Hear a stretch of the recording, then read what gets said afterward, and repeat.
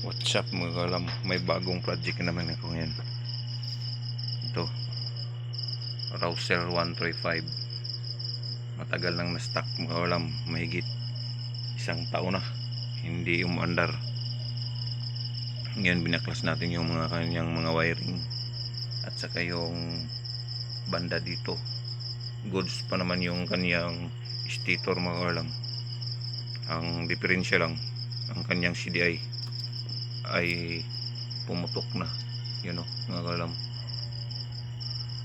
pumutok at meron ng nagkukos ng init sa loob. Yan, at saka dito magkakalam sa kanyang headlight, binaklas natin kasi maraming putol dito, may putol at dinugtong ko na din ito, saka dito dinugtong ko na.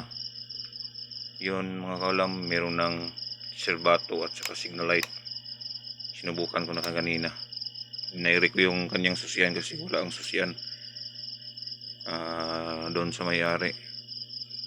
Dinairik ko at yun, gumana ng kanyang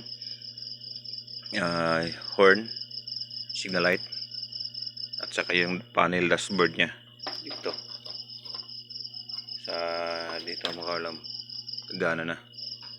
Yung kanyang bukas pag dating ko ng hapon, gikan ko sa trabaho, galing ako sa trabaho, ito naman yung kanyang start button kasi walang nagpa-function. Yun magalam. Yun, pagkatapos kapag meron na nun, at saka papalitan natin ng bago nito kasi wala na, busted na kanyang ang CDI mga kalam. Wala nang kuryente na lumalabas dito sa kanyang ignition coil. Okay mga kalam, maraming salamat sa panonood.